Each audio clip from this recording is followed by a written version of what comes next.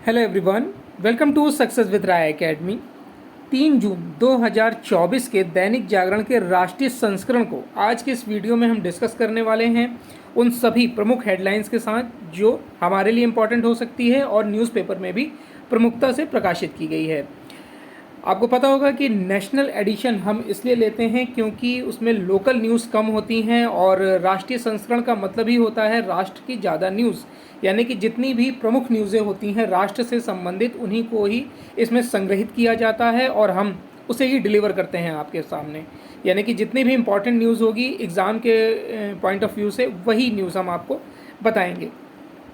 लेकिन जो पहला पेज होता है वो राष्ट्रीय संस्करण का सबसे इम्पॉर्टेंट पेज होता है क्योंकि उसमें जो देश की प्रमुख न्यूज़ें होती हैं या फिर जो हलचल होती हैं उसके बारे में बताया जाता है, तो उस पेज को हम पूरा लेते ही लेते हैं। तो स्टार्ट करते हैं पहली न्यूज़ से। जो एग्ज़िट पोल आने के बाद के जो रुझान हैं उसके बाद से जो मोदी जी हैं वो और स्पष्ट हो गए हैं, अपनी जीत को लेकर आश्वस्त हो गए हैं। उसी न्यूज़ को यहाँ पर प्रमुखता से प्रकाशित किया गया है। इसमें बताया गया है कि काम पर जुटे, जीत के प्रति आश्वस्त मोदी। देखिए, चुनावी जो नतीजा है वो कुछ भी हो, लेकिन इसमें प्रधानमंत्री नरेंद्र मोदी जीत के प्रति पूरी तरह से आश्वस्त दिख रहे हैं और इसमें वो काम पर जुट भी गए हैं। चुनाव प्रचार के बाद 2 दिन जो उन्होंने कन्याकुमारी में ध्यान लगाया या फिर मेडिटेशन किया, उसके बाद से रविवार को यानी कि 7 अलग अलग मुद्दों पर अधिकारियों से बात की, यानी कि कल की बात हो रही है। इसमें जो चक्रवात रेमल आया हुआ है पश्चिम बंगाल, उड़ीसा इत्यादि में, उसमें प्रभावित पूर्वोत्तर राज्यों, भारत के जो राज्य हैं उनमें हालात की जो स्थिति है उन पर चर्चा की गई। इसके साथ ही उन्होंने 3.0 के लिए 100 दिन का रोड मैप तैयार करने के लिए भी अपने जो अधिकारी हैं उनसे बोल दिया है ताकि ज़्यादा से ज़्यादा लाभ लोगों को मिल सके। ये भी इम्पॉर्टेंट बात है। आगे इसमें बताया गया है कि देश में पड़ रही भीषण गर्मी और प्रभावों और उससे निपटने की तैयारियों की भी समीक्षा इसमें की गई है। जो बिजली से या फिर उपकरणों से जो आग लग रही है उसकी समीक्षा की गई है और उससे भी इम्पॉर्टेंट जो रेमल तूफ़ान आया है उस पर सबसे ज़्यादा चर्चा की गई कि उसमें जो लोग हताहत हो रहे हैं उनको राहत जल्दी से जल्दी कैसे दी जाए। प्रधानमंत्री ने जो जंगलों में आग लग रही है उसको कैसे रोका जाए इस पर भी लगातार नज़र बनाए रखने को बोला है और बायोमास के बेहतर इस्तेमाल की रणनीति तैयार करने के लिए कहा है। इस दौरान मौसम विभाग के अधिकारियों ने बताया कि आने वाले दिनों में गुजरात, मध्य प्रदेश और राजस्थान में गर्मी का प्रकोप लगातार जारी रह सकता है। वहीं मानसून के आगमन से इसमें राहत मिलने की उम्मीद है और बताया जा रहा है कि इस वर्ष सामान्य या सामान्य से अधिक वर्षा होने की भी संभावना है। अब आते हैं हम नेक्स्ट न्यूज़ पर, जिसमें अरविंद केजरीवाल की न्यूज़ है, यानी कि दिल्ली के मुख्यमंत्री की, कि दिल्ली के जो मुख्यमंत्री हैं वो तिहाड़ जेल लौट गए हैं। इन्हें 21 दिन की अंतरिम जमानत दी गई थी और ये जमानत खत्म हो रही थी 2 जून को। हालांकि केजरीवाल ने याचिका दायर की थी कि इनकी याचिका को प्राथमिकता दी जाए और उस याचिका में ये था कि इनकी मेडिकल जांच होनी है और कुछ स्वास्थ्य ठीक नहीं है, इसलिए 1 हफ्ते का समय यानी कि 7 दिन का समय और दिया जाए, जिसे सुप्रीम कोर्ट ने ये कहते हुए नकार दिया कि अगर आपका स्वास्थ्य सही नहीं है तो आप चुनाव प्रचार क्यों कर रहे हैं, और अगर आपको कुछ मेडिकल परीक्षण कराना है तो अभी तक आप यानी कि 21 दिनों तक आप क्या कर रहे थे। इन्हीं सब बातों को लेकर सुप्रीम कोर्ट ने इनकी याचिका पर तत्काल सुनवाई से इनकार कर दिया है। आबकारी मामले में ये जेल में हैं और कल शाम को यानी कि रविवार को इन्होंने 4:56 पर तिहाड़ जेल वापस गए। इनके साथ कई इनके कार्यकर्ता, दिल्ली सरकार के मंत्री के साथ साथ पंजाब सरकार के मंत्री भी मौजूद थे। इनके स्वयं के माता पिता और बच्चे और इनकी वाइफ भी मौजूद थी। उससे पहले इन्होंने महात्मा गांधी की समाधि स्थल यानी कि राजघाट गए। उसके बाद उन्होंने जाकर हनुमान जी के आगे हाथ जोड़े, आशीर्वाद लिया और फिर वो जेल चले गए। अब इनकी रिहाई कब होगी ये अभी कोई निश्चित नहीं है। नेक्स्ट न्यूज़ पर आते हैं कि अरुणाचल में तीसरी बार भाजपा सरकार, सिक्किम में सत्तारूढ़ SKM को कामयाबी मिली है। ये भी इम्पॉर्टेंट न्यूज़ है क्योंकि इसका जो चुनाव है वो पहले ही चरण में यानी कि 19 अप्रैल को हो गया था, लेकिन इसके रिज़ल्ट 2 जून को आए हैं। आपको पता होगा कि आज है 3 जून और 4 जून को लोकसभा के रिज़ल्ट आने वाले हैं और जितने भी एग्जिट पोल बताए गए हैं उसमें प्रधानमंत्री नरेंद्र मोदी को फिर से सत्ता में दिखाया गया है। अब आते हैं हम इस न्यूज़ में कि अरुणाचल प्रदेश की जो टोटल, देखिए यहाँ पर दिखाया भी गया है कि टोटल जो 60 सीटें हैं, 60 में से 46 पर भाजपा आई है। 1 सीट कांग्रेस को मिली है, एनसीपी को 3, एनपीपी को 5, पीपीए को 2 और अन्य को 3, यानी कि निर्दलीय को 3 सीटें मिली हैं। वहीं पर अगर हम सिक्किम की बात करें तो सिक्किम की विधानसभा टोटल 32 सीटें हैं, जिसमें से 21 पर एसकेएम ने विजय हासिल की है। एसकेएम हालांकि एनडीए का सहयोगी दल है, लेकिन इतनी प्रचंड जीत हासिल होगी ये नहीं पता था। और जहां भाजपा के हाथ यहाँ पर खाली हैं, मतलब ये थोड़ा सा भाजपा के सहयोगी माने जाते हैं, है नहीं लेकिन सहयोगी ये माने जाते हैं। अब आते हैं हम नेक्स्ट न्यूज़ से पहले थोड़ा सा और डिटेल से ये देख लेते हैं कि अरुणाचल प्रदेश की 60 में से 50 विधानसभा सीटों के लिए 19 अप्रैल को लोकसभा चुनाव के साथ ही मतदान हुआ था, जबकि 10 सीट पर भाजपा निर्विरोध चुनी गई थी, यानी कि किसी और ने फॉर्म भरा ही नहीं था। जिन 50 सीटों पर मतदान हुए उनमें भाजपा ने 36 सीट दर्ज की है। अरुणाचल प्रदेश में नेशनल पीपुल्स पार्टी यानी कि एनपीपी को 5 सीटें मिली हैं, जबकि people's party of Arunachal Pradesh ने 2 और राष्ट्रवादी कांग्रेस यानी कि रांगपा ने 3 सीटें हासिल की हैं। उधर सिक्किम में विधानसभा की 32 में से 31 सीटों पर तमांग की पार्टी एसकेएम ने जीत हासिल की है और एसकेएम की आंधी में पवन चामलिंग के सिक्किम डेमोक्रेटिक फ्रंट के सपने पूरे तरह से बिखर गए हैं। जब इसमें शपथ ग्रहण समारोह होगा उस न्यूज़ में हम आपको मुख्यमंत्री और राज्यपाल के बारे में भी जानकारी दे देंगे। नेक्स्ट न्यूज़ है कि जिलाधिकारियों को फ़ोन वाली जयराम की पोस्ट पर चुनाव आयोग सख्त मांगा सबूत।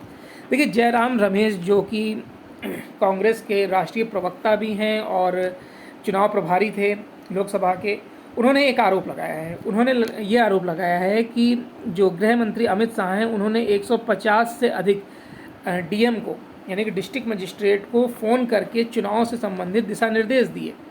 उसके बाद चुनाव आयोग सख्त हुआ। उन्होंने बोला कि जब चुनाव आचार संहिता लग जाती है तो डीएम या कोई भी कर्मचारी चुनाव आयोग के निर्देश का ही पालन करते हुए कार्य करता है। अगर उसे किसी का फ़ोन आता भी है तो उसे सबसे पहले चुनाव आयोग को जानकारी देनी होती है। किसी भी डीएम ने यहाँ पर ऐसी कोई जानकारी चुनाव आयोग को नहीं दी है, जबकि यहाँ पर जयराम रमेश ने डीएम के नाम तक बताए हैं। उसके बाद जो चुनाव आयोग है उन्होंने नोटिस जारी करके जयराम रमेश से जवाब मांगा है कि इसका आप सबूत दीजिए। अगर सबूत सच होगा तो कार्रवाई की जाएगी, वरना आपके खिलाफ कार्रवाई की जाएगी। नेक्स्ट न्यूज़ पर आते हैं। जो एक उपलब्धि है वो है इंदौर की, जो लगातार सातवीं बार स्वच्छता सूचकांक में सबसे टॉप पर रहा है।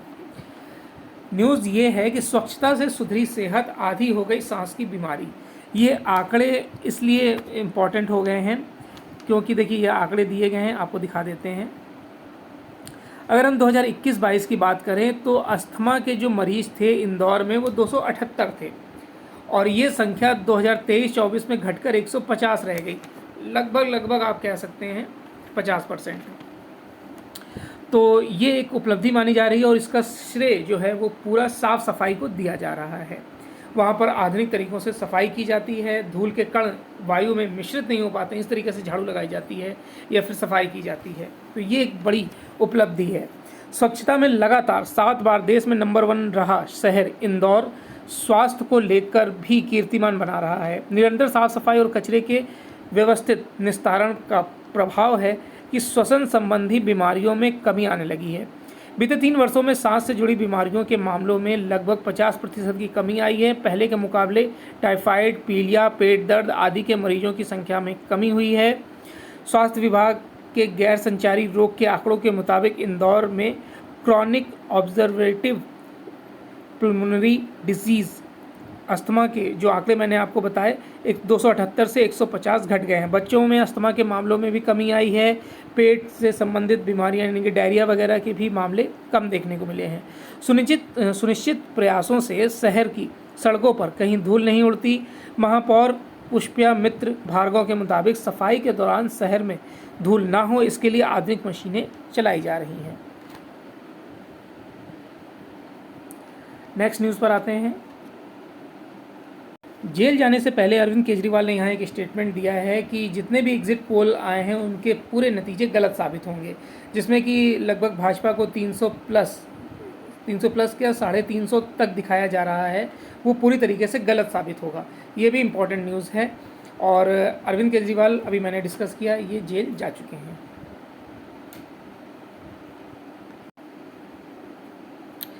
एआई कभी इंसान का स्थान नहीं ले सकता है, न्यायमूर्ति दीपक मिश्रा। यहाँ पर न्यायमूर्ति दीपक मिश्रा ने बताया है कि जो आर्टिफिशियल इंटेलिजेंस होता है वो किसी भी तरीके से इंसान का स्थान नहीं ले सकता है। आर्टिफिशियल एक मशीन होती है जो एक निर्देश पर कार्य करती है, लेकिन जो मानव होता है वो पूरी तरीके से अपने मस्तिष्क से कार्य करता है। आर्टिफिशियल इंटेलिजेंस में कभी भी कोई भी खराबी आ सकती है, तकनीकी खराबी आ सकती है, या फिर वो दिशा निर्देशों का पालन नहीं कर सकता है, लेकिन मस्तिष्क जो है वो हमेशा तत्पर रहता है कि उसको क्या करना है, क्या नहीं करना है। यही सारी बातें यहाँ पर न्यायमूर्ति दीपक मिश्रा ने बोली हैं। देश के पूर्व मुख्य न्यायाधीश दीपक मिश्रा ने कहा कि आर्टिफिशियल इंटेलिजेंस कभी इंसान का स्थान नहीं ले सकती है। जैसा कि इसके बारे में दावे किए जाते हैं, जैसा कि पूर्व आविष्कारों में भी बताया गया है, लेकिन ये एक उपकरण है और उसे पूरी तरीके से संपूर्ण मान लेना एक तरीके से मिथ्या होगा। अब यह जितनी भी बातें हैं वो जनपथ मार्ग पर स्थित अंतर्राष्ट्रीय अंबेडकर सेंटर में आयोजित साइंस ओलंपियाड फाउंडेशन के विजेताओं के सम्मान समारोह में बोला गया है। आप भी आर्टिफिशियल इंटेलिजेंस के बारे में जानते होंगे। आजकल एआई का बहुत ज़्यादा इस्तेमाल तकनीक को लेकर हो रहा है। एआई के माध्यम से जो डीप फेक वीडियो बनाए जा रहे हैं, यानी कि किसी के भी चेहरे से मैच करा दिया जाता है, वॉइस को मैच करा दिया जाता है। ये चुनाव में भी आपको काफ़ी देखने को मिला है। और इससे पहले जब रश्मि मंदाना का वीडियो आया था तब लोगों ने जाना कि डीप फेक वीडियो होता क्या है। उसमें बिल्कुल हूबहू फेस मैच कराया गया। उसी तरीके से अमित शाह और फिर नरेंद्र मोदी को भी गरबा करते दिखाया गया। बाद में नरेंद्र मोदी ने खुद स्टेटमेंट दिया कि मैंने स्कूल टाइम में ही गरबा किया हुआ था, ये वीडियो मेरा नहीं है। चलिए नेक्स्ट न्यूज़ पर आते हैं। जून के अंत तक दस्तक दे सकता है मानसून, अच्छी बारिश की संभावना। यानी कि यहाँ पर ये बताया गया है कि या तो सामान्य वर्षा होगी या फिर सामान्य से थोड़ी सी अधिक वर्षा होने का अनुमान लगाया गया है। अब यहाँ पर जो आंकड़े दिए गए हैं उनको हम देख लेते हैं। यहाँ पर पिछले लगभग 13 वर्षों का आंकड़ा दिया गया है। जैसा कि 2010 में 5 जुलाई को मानसून आया था, 2011 में 8 को, इसी तरीके से 2021 में 10 जुलाई को मानसून आया, 22 को 30 जून को, 2023 में 25 जून को आया, और इस वर्ष भी यानी कि 2024 में भी ये अनुमान लगाया जा रहा है कि लगभग 20 से 25 जून के बीच मानसून आ सकता है। हालांकि केरल में मानसून पहुंच चुका है और वहां पर तेज़ बारिश हो भी रही है। तो ये आंकड़े आप चाहें तो नोट कर सकते हैं। चलिए नेक्स्ट न्यूज़ पर आते हैं। नेक्स्ट न्यूज़ है कि चुनाव में स्वच्छता के लिए जनता दिखी सक्रिय। अब ये आंकड़े बताते हैं कि लोग स्वच्छता को लेकर क्यों सक्रिय हुए। देखिए, चुनाव आयोग ने एक ऐप जारी किया जिसको नाम दिया सी विजिल। इसके माध्यम से अगर आप कोई भी फ़ोटो अपलोड करते हैं और अपनी समस्या बताते हैं तो 100 मिनट के अंदर कार्रवाई का निर्देश दिया गया था। इसमें यह बताया गया था कि 100 मिनट के अंदर कार्रवाई कर दी जाएगी, और ऐसा हुआ भी है। लगभग 4 लाख शिकायतें मिली हैं, जिनमें कि 4.25 लाख शिकायतों का निवारण कर दिया गया था।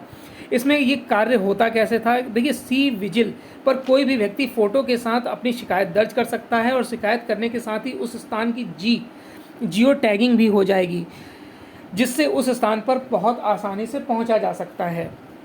आयोग के निष्पक्ष और प्रलोभन मुक्त चुनाव कराने के अभियान में भी जनता भी खूब भागीदार बनी। जैसे किसी ने कोई पोस्टर लगा दिया, जैसा कि आप यहाँ पर पिक में देख रहे हैं, जैसे यहाँ पर किसी ने पोस्टर लगा दिया है, आपने या मैंने इसकी फ़ोटो खींची और सी विजिल पर इसको अपलोड कर दिया। 15 मिनट के अंदर जो चुनाव आयोग है वो स्थानीय कार्यकर्ता हैं या फिर चुनाव आयोग से संबंधित जो अधिकारी हैं उनको निर्देश देगा। ये निर्देश पहुंचेंगे जो ग्राउंड लेवल पर कर्मचारी थे उन तक, और वो वहां पर पहुंचकर समीक्षा करके तुरंत जो लोकल चुनाव आयोग है यानी कि स्थानीय चुनाव आयोग है उसको जानकारी देगा, और उसके बाद जो उचित कार्रवाई होगी, अगर इसे हटाना होगा तो तुरंत 100 मिनट के अंदर इसे हटाना होगा। यानी कि पूरी प्रक्रिया जो होगी वो टोटल 100 मिनट की होगी। तो ये एक अच्छा प्रयास देखने को मिला और इसमें सफलता भी पाई गई है। नेक्स्ट न्यूज़ है, यहाँ पर आंकड़े दिए गए हैं। फिक्स मान लिया गया है मुस्लिमों का वोट। अब यहाँ पर आंकड़े दिए गए हैं कि 2019 में 115 मुस्लिम प्रत्याशियों को उतारा गया था, चाहे वो कांग्रेस हो, सपा हो, तृणमूल कांग्रेस हो या बसपा हो। लेकिन इस बार यानी कि 2024 में ये 78 प्रत्याशियों को यानी कि मुस्लिम प्रत्याशी बनाए गए, यानी कि एक लहर देखी गई कि शायद भाजपा की लहर है, हिंदुत्व की लहर है, इसलिए इतने कम प्रत्याशी उतारे गए। तो ओवैसुद्दीन ओवैसी जो हैं उन्होंने भी बयान दिया कि आप समझ सकते हैं कि सिर्फ मुस्लिमों को एक वोट बैंक माना जाता है, योजनाएं लाई जाती हैं, लेकिन उसका लाभ पूरा मुस्लिमों को नहीं मिल रहा है।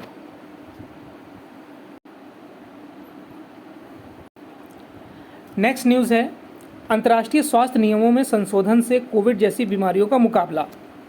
देखिए 77वीं विश्व स्वास्थ्य सभा यानी कि वर्ल्ड हेल्थ असेंबली WHO ने अंतर्राष्ट्रीय स्वास्थ्य नियमों 2005 में संशोधन करते हुए भविष्य में 194 सदस्य देशों को कोविड-19 जैसी किसी वैश्विक बीमारी से बचने के लिए कमर कस ली है।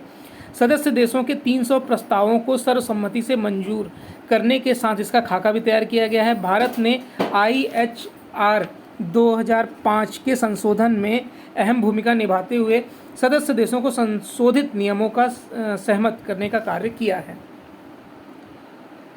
अग्निवीर के तहत देश के लिए प्रेरणा बनने वाले युवा हो रहे हैं तैयार। CDS chief of defence staff यानी कि जनरल अनिल चौहान ने रविवार को उड़ीसा स्थित INS चिल्का में कहा कि अग्निवीरों के माध्यम से कुशल, अनुशासित, समर्पित और देश के लिए प्रेरणा बनने वाले वीर युवा तैयार हो रहे हैं। जनरल चौहान ने राष्ट्र निर्माण में योगदान देने में अग्निपथ योजना के महत्व पर जोर दिया है। CDS ने प्रशिक्षण के उच्च मानकों को प्रदान करने तथा समुद्री योद्धाओं की अगली पीढ़ी को आकार देने के लिए प्रशिक्षण संकाय की सराहना की थी। उन्होंने INS चिल्का में अग्निवीर बैचों की प्रशिक्षण गतिविधियों और प्रगति का अवलोकन भी किया। इस क्रम में उन्हें बताया गया कि कैसे यह संस्था भविष्य में समुद्री योद्धाओं को तैयार करने में महत्वपूर्ण भूमिका निभा रहा है। नेक्स्ट पेज है एडिटोरियल पेज। एडिटोरियल पेज पर यहाँ पर पहला आर्टिकल प्रधानमंत्री नरेंद्र मोदी का वो पूरा वक्तव्य है जो उन्होंने चुनाव के बाद साधना की है, यानी कि कन्याकुमारी में विवेकानंद रॉक मेमोरियल में जो उन्होंने मेडिटेशन किया है उसको लेकर उन्होंने यहाँ पर सारी बातें बोली हैं। भविष्य को लेकर पिछले 60 वर्षों में क्या हुआ, 70 वर्षों में क्या हुआ, आगे क्या होने वाला है, तो ये सब बातें वो चुनावी भाषण में बोल भी चुके हैं। इस आर्टिकल को इसलिए हम स्किप करेंगे। हाँ, दूसरा आर्टिकल मोस्ट इम्पॉर्टेंट है, जो जल की बर्बादी की जा रही है, जल स्तर घटता जा रहा है, उसको लेकर आर्टिकल है ये। और ये जो आर्टिकल लिखा गया है वो पंकज चतुर्वेदी द्वारा लिखा गया है, जो कि पर्यावरण मामलों के जानकार भी हैं। वो यहाँ पर बता रहे हैं कि ये कैसी विडंबना है कि जिस शहर के बीच से सदानीरा यमुना जैसी नदी तकरीबन 27 किलोमीटर के दायरे में बहती हो, वह हर साल गर्मियों में पानी की किल्लत से यानी कि जूझ रहा हो। ये दिल्ली की बात हो रही है। दिल्ली सरकार अपने जल पिटारे की परवाह साल भर तो नहीं करती है। जब गर्मियों में जल की कमी हो जाती है तो वो आरोप हरियाणा पर लगाने लगती है और सुप्रीम कोर्ट चली जाती है। जब दिल्ली में यमुना लबालब होती है तो यहाँ के नाले, कारखाने और उसमें जहर घोलते हैं, और जब पानी का संकट खड़ा होता है तो नदी की याद आती है। यह हाल देश के लगभग सभी बड़े शहरों का हो चला है।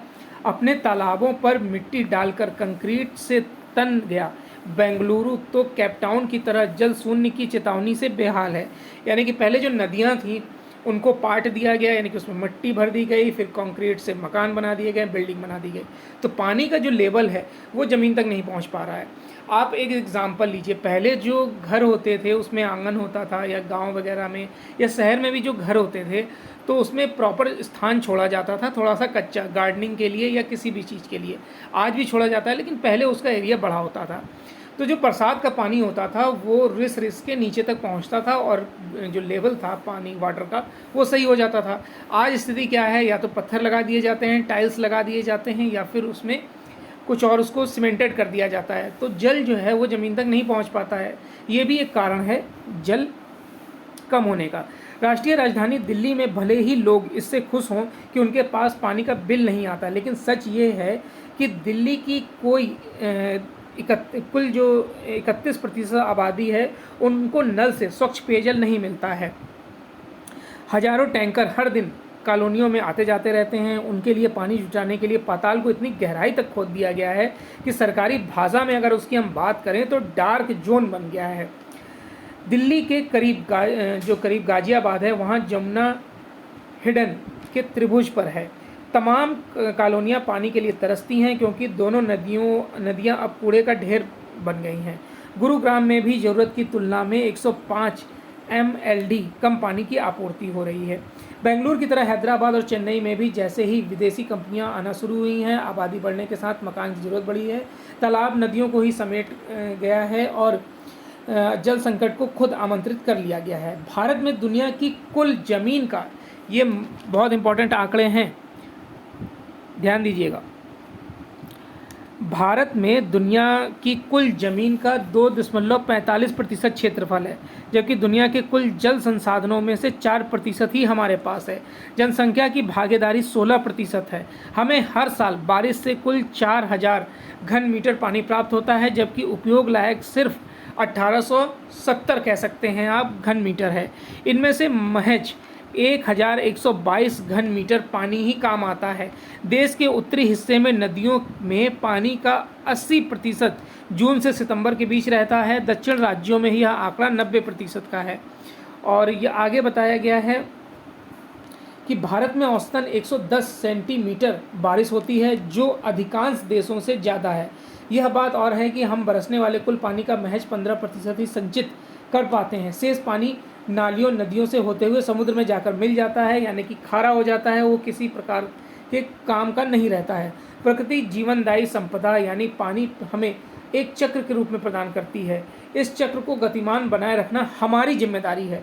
प्रकृति के खजाने से हम जितना पानी लेते हैं उसे वापस भी हमें ही लौटाना होता है। जल संकट का निदान पुराने तालाबों, कुओं और बावड़ियों, नदियों को उनके मूल स्वरूप से लौटने में ही छिपी है। भूजल लंबे समय तक ठोस विकल्प नहीं है। यदि हम नदी तालाब को पानी की अमूल्य निधियां मान लें तो कभी भी कोई किसी का कंठ नहीं सूखेगा। चलिए अब आते हैं हम बिजनेस पेज पर। बिजनेस पेज पर पहली न्यूज़ है कि एग्जिट पोल के संकेतों से बाजारों में आज रिकॉर्ड तेजी संभव है। देखिए, सभी एग्जिट पोल में भाजपा नित गठबंधन सरकार के तीसरी बार सत्ता में आने की उम्मीदों के बीच सोमवार को बॉम्बे स्टॉक एक्सचेंज या फिर नेशनल स्टॉक एक्सचेंज निफ्टी जिसे बोलते हैं 1 से 2% तक बढ़ सकते हैं। विशेषज्ञों का मानना है कि मोदी सरकार के फिर से आने से आर्थिक सुधार भविष्य के भी जारी रहेंगे और इससे देश के वित्तीय बाजार को बड़ा बूस्ट मिलेगा। हालांकि कुछ अर्थविदों का यह भी मानना है कि चूंकि एग्जिट पोल का रिकॉर्ड खराब रहा है और अक्सर नतीजे उनसे मेल नहीं खाते हैं, इसलिए बाजार खुलने पर निवेशक सतर्कता बरत सकते हैं। LY म्यूचुअल फंड में इक्विटी के मुख्य निवेशक अधिकारी त्रिदीप भट्टाचार्य ने कहा कि एग्जिट पोल राजनीतिक स्थिरता और मजबूत जनादेश का संकेत देते हैं।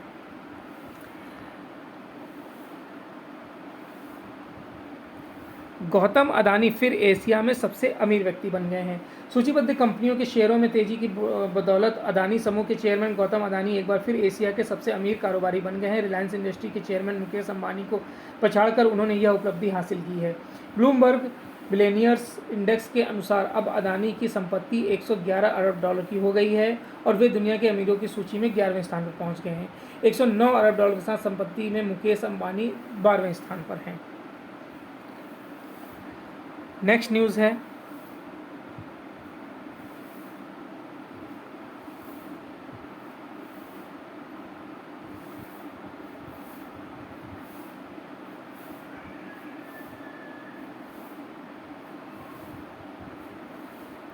इंटरनेशनल पेज पर गाजा में युद्ध विराम पर बेंजामिन नेतन्याहू सरकार के सुर बदले, यानी युद्ध की न्यूज़ है उसे हम स्किप ही करते हैं। मालदीव इजरायली पासपोर्ट धारकों के प्रवेश पर प्रतिबंध लगाएगा। मालदीव ने अपने देश में इजरायली पासपोर्ट धारकों के प्रवेश पर प्रतिबंध लगाने की घोषणा की है। फिलिस्तीन के समर्थन में लिए गए इस फैसले को मूर्त रूप देने के लिए हिंद महासागर में स्थित यह द्वीप देश कानूनी संशोधन करने की कवायद करेगा। इसके बाद इजरायल ने भी अपने नागरिकों को मालदीव जाने से बचने की सलाह दी है। मालदीव के गृह और तकनीकी मंत्री अली इन हासन ने रविवार को यह घोषणा की है कि मालदीव के राष्ट्रपति के कार्यकाल में या कार्यालय से ये जानकारी दी गई है। नेक्स्ट न्यूज़ है, भारतवंशी अमेरिकी ने बौद्धिक दिव्यांगों की मदद के लिए शुरू किया हितार्थ अभियान। अमेरिका स्थित एक गैर सरकारी संगठन ने शनिवार को बौद्धिक रूप से दिव्यांग लोगों को स्वास्थ्य सुविधाएं सुलभ कराने के लिए एक पहल की घोषणा की है। VOSP के संस्थापक प्रणव देसाई ने बताया कि हितार्थ परियोजना के तहत पहले साल के दौरान भारत में 10,000 लोगों को मदद का लक्ष्य है। परियोजना के तहत अमेरिका स्थित voice of specially abled people ने सामाजिक कार्यकर्ताओं को वित्तीय सहायता प्रदान करने के लिए परिवार NCPO के साथ साझेदारी की है।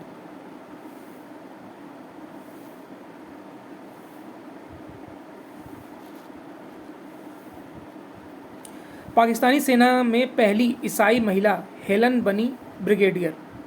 पाकिस्तानी सेना की मेडिकल कोर में कार्यरत डॉक्टर हेलन मेरी रॉबर्ट ब्रिगेडियर का रैंक प्राप्त करने वाली देश की पहली ईसाई और अल्पसंख्यक समुदाय की प्रथम महिला बन गई हैं। हेलन सेना के उन अधिकारियों में शामिल हैं जिन्होंने चेयर बोर्ड में ब्रिगेडियर और पूर्ण कर्नल के रूप में पदोन्नत किया गया है। आइसलैंड में महिला कारोबारी हला टॉमस डॉटिर राष्ट्रपति चुनी गई हैं। महिला कारोबारी हला टॉमस डॉटिर ने आइसलैंड के राष्ट्रपति चुनाव में जीत हासिल की है। उन्हें आइसलैंड का 7वां राष्ट्रपति चुना गया है और दूसरी महिला राष्ट्रपति ये बनी हैं, जो 1980 के दशक में लोकतांत्रिक तरीकों से राष्ट्रपति चुनी जाने वाली दुनिया की पहली महिला थी। कौन थी? विग्दिस हला राष्ट्रपति गुआना जोसहाना का स्थान लेंगी और 1 अगस्त को पदभार संभालेंगी, यानी कि अभी इन्हें 2-3 महीने का समय है।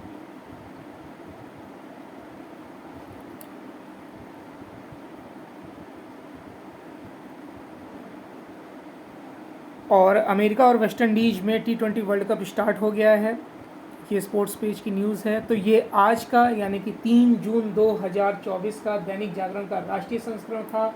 आई होप आपको वीडियो अच्छा लगा होगा। अगर वीडियो अच्छा लगा हो तो लाइक और शेयर कर दीजिएगा। अगर आपके कोई सुझाव हैं तो आप कमेंट बॉक्स के माध्यम से बता सकते हैं। वीडियो देखने के लिए बहुत बहुत धन्यवाद।